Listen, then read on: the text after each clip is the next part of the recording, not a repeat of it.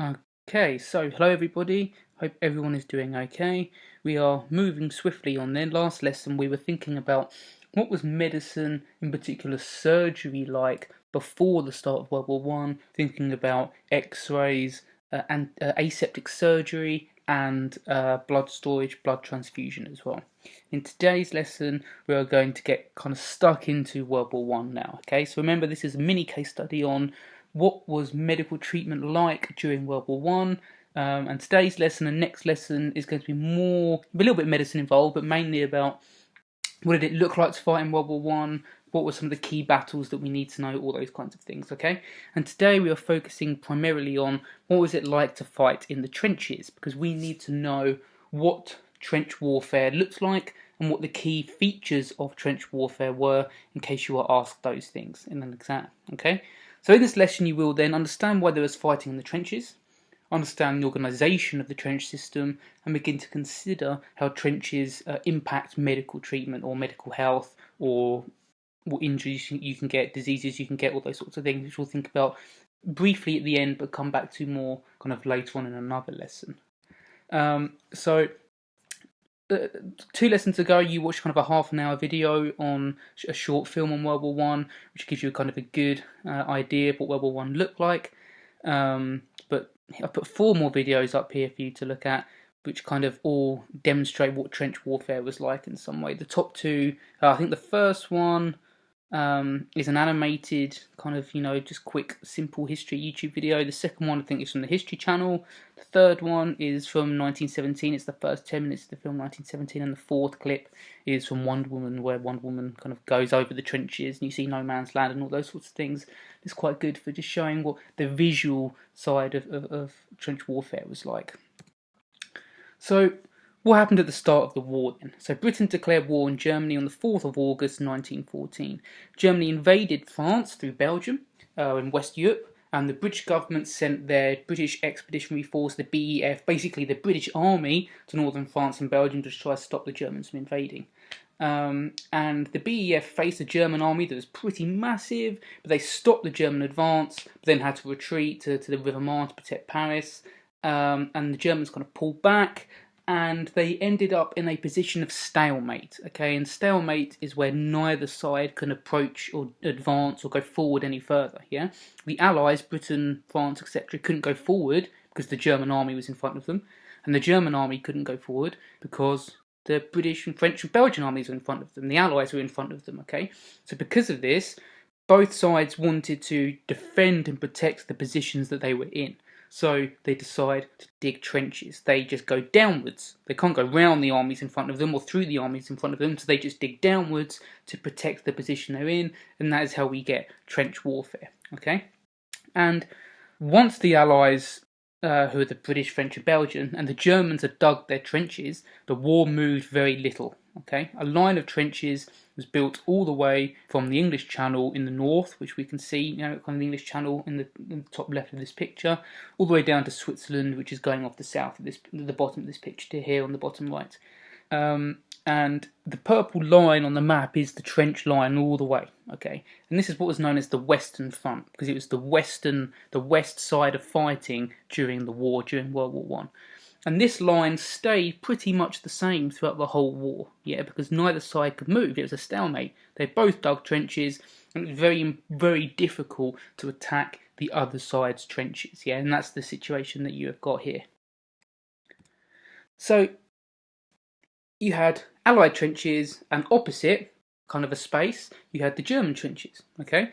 And the area between the Allies' trenches and the German trenches was known as No Man's Land. And it was called this because it was dangerous for men to go across. The enemy side was always waiting with their guns for any glimpse of a soldier. There were people with sniper rifles, with machine guns, waiting to see people, pop up from the trenches or come across No Man's Land so that they could shoot them. And it's also filled with barbed wire and craters from exploding shells. And it's just a really dangerous kind of place to be. Sometimes the enemy trench was so close that you could even hear the people in them talking. Yes, so sometimes you had to whisper. So you were in pretty close kind of proximity to your enemy, but it stayed this way for quite a long time.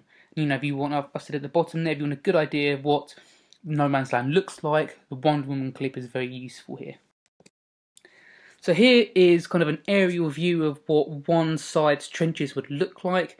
As you can notice, it isn't just kind of one line of trench, there are several kind of trench lines, okay? It was an organised system and each part had a specific role to play.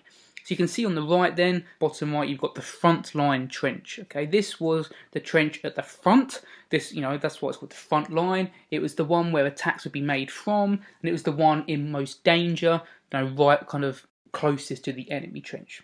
Okay, this is where attacks would be mostly made from, and it would be the one that receives most of the danger.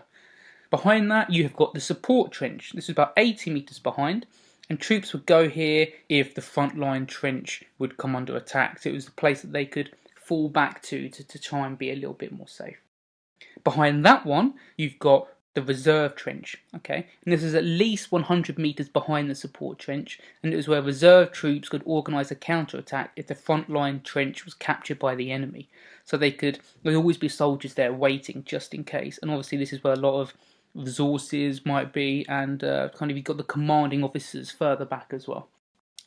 Between each of these three rows of trenches, we had communication trenches, okay? And these were, very self-explanatory. They run between the trenches. It's so you can walk between them and send communication, send messages, keep the flow of information going, okay? Trenches were not straight lines on the whole. They're mostly dug in a kind of a zigzag pattern. And the reason that they were dug in a zigzag pattern is if somebody threw a grenade or some kind of explosive into a trench kind of tunnel shape, if it was completely straight, the explosion, the damage from that would travel quite far down the trench tunnel, okay? If it's a zigzag, the explosion, the fire, etc. would find it quite difficult to turn corners, and it minimises the level and danger of the blast. So that's really important, especially when trenches can collapse if there's an explosion. Holes were dug into the side of trenches down into the ground called dugouts. This is where men could take cover. Sometimes they would sleep in here. Resources were stored in here. Commanding officers might have their offices in these things. And then right at the back, behind the reserve trench, you would have artillery emplacements. Okay, and you can kind of see in the picture, artillery emplacements is basically, they're like huge cannons, massive, massive guns. And they would fire artillery shells. And shells are kind of like gigantic bullets that explode on impact, okay? And you would use it to just fire across to the enemy side and try and do some damage. And then the other side would do the same too.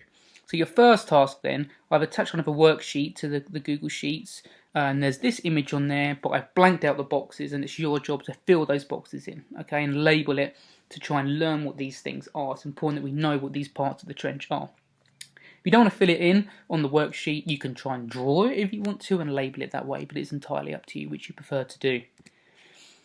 So next image then, we have got the side view of a trench, okay? So we're looking at the trench from the side, yeah? And we've got a soldier here, kind of in his equipment, and I'm just going to talk through what kind of each of these kind of things is for.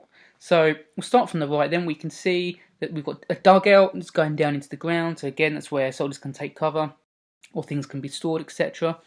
At the bottom, we've got duck boards, okay? Now, duck boards are planks of wood that were put at the bottom of the trench, and they were put there to for the soldiers to walk on, so that they weren't walking on the mud. Because quite often it rains a lot in northern France, so the bottom of the trenches were quite often incredibly wet from the rain, quite often filled with puddles, and quite often very muddy. And if your feet are exposed to water all the time, and if your feet are wet all the time, you can get something called trench foot. Okay, and we'll look at that again later in more detail, but it's a very dangerous thing that could happen to you. Sometimes it can lead to getting your foot amputated. So duck boards are put at the bottom of the trench to try to keep your feet raised above the water so that you're walking on wooden planks to keep your feet dry rather than in puddles. Next to that, you've got the fire step, which is what the soldiers would step up onto or out of the trench. So you raise yourself up onto the fire step, a few kind of, 2-3 feet up to give you a better aim, better view out towards the enemy across no man's land. Above the fire step, we've got the ammunition shelf, so that's where you can put your box of bullets to help to, really quick, easy access if you're firing your rifle. Above that, we've got the elbow rest. That's where you can lean with your gun to aim out, so you've got something kind of comfortable to lean on. We've got the parapet, which we can see, which is kind of the edge of the trench, looking out across to the other side's trench, across no man's land, filled with sandbags. So sandbags are good protection. One, to try and help keep the trench upright, but two, they are good protection from bullets and things. We can see the start of no man's land to the left with barbed wire. And then if we go to the right, we've got more sandbags behind again for kind of support the trench. And also his helmet is labelled, okay, a Brodie helmet. World War One, at the start, British soldiers didn't have these metal helmets. They kind of had just fabric kind of caps, okay? And getting shot in the head or injuries to the head was very common at the start of the war, so we realised that we needed to give our soldiers metallic helmets to offer more protection, and that's what he's wearing here. So similar to task 1, your task 2 is I've put this image up, I've blanked out the boxes, you need to fill these boxes in, or if you prefer you can draw it and label it out if you wish. So the third task then is to start to think about what are the illnesses or diseases that might have been common if you were fighting in the trenches, okay?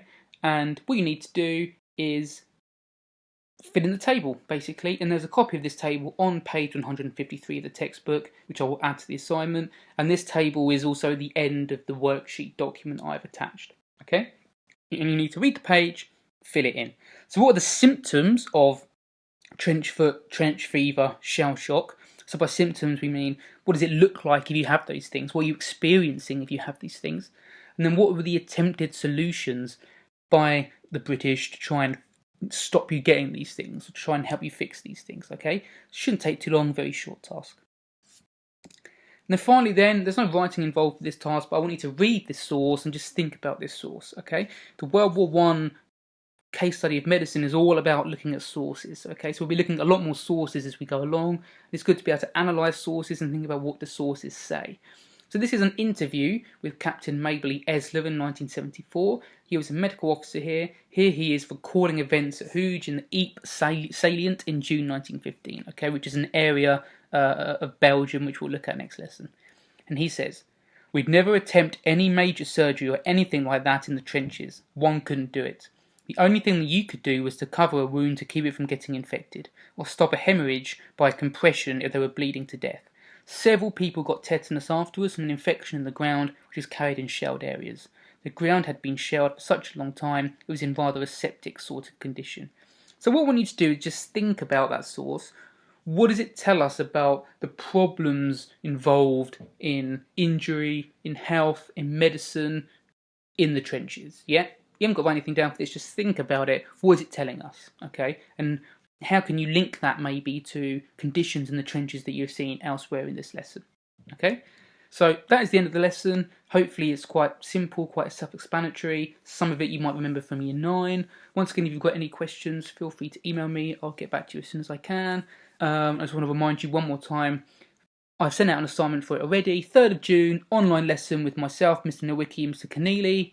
Really, really good if everyone can join that. Emails will be going out for that soon shortly, but you can read about it on the online lesson. Okay, great, thank you.